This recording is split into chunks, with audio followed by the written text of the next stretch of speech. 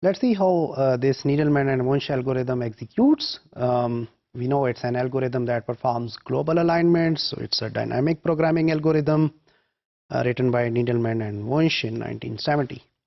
So we create a matrix, we put an extra row and a column so as to align the gaps at the start of the matrix. So we can start with a gap on anywhere. This is our scoring scheme. For this example, we take the match as +1, a mismatch as -1, and a gap penalty as -2. So first we create a matrix. So that is a two-dimensional matrix. On one side we have one sequence T, G, G, T, G. On other side we have another sequence A, T, C, G, T. And we fill up the first column, whereas we fill up the first row also. So actually we are here, in this case, we are changing the column, but we are not changing the rows. So on the rows, we are standing at the same position. So we have a situation where we are introducing the gaps on the second stand. So in this way, we keep on adding that gap penalty. And since score is accumulative from the previous score, so we come up with -2, then becomes -4, -6, -8, -10. Same way we move to the bottom where we take our first column. We are not changing the column, we are changing the rows, and similarly we can have the penalties like this. So our matrix is created. Now we start from here, A and T. We see that both of them they mismatch, and the score of the mismatch is -1. And this will add into from the previous vertical score we can add up. Either we come from the top where we can add this -2.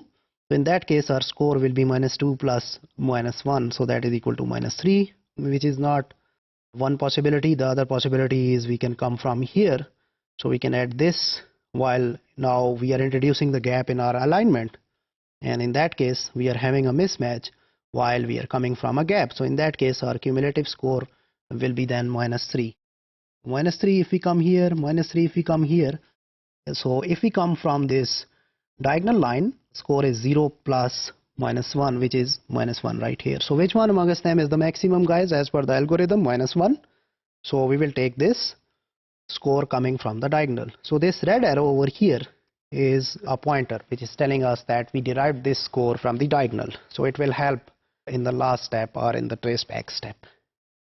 So likewise, we keep on moving in all cells and we keep on adding these scores or picking up the maximum scores, and in the end we fill the complete matrix. So this is how we have filled it, a part of it. So we have seen a small section, and here is where we have the full picture out of it.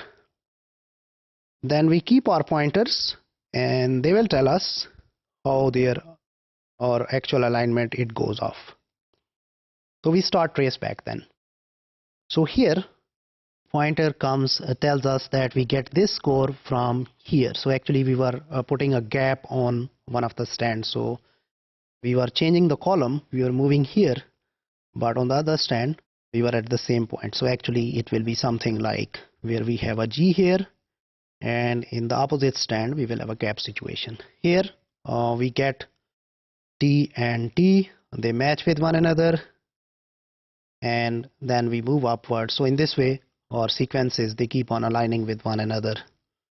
So we get all scores from the horizontals except the first one. So here we have the gap on the top strand, whereas we have the element on the bottom strand. So our alignment finally looks like this. So while keeping track of our traceback pointers, if you remember, we had some situation like this.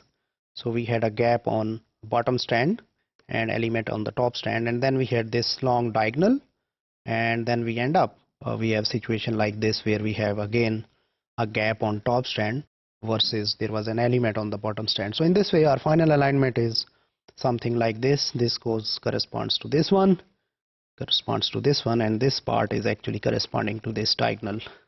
So in this section we have executed this Needleman and Wunsch algorithm. It performs global alignments of two sequences, and basically it's a dynamic programming algorithm, and it performs the alignment of two full sequences.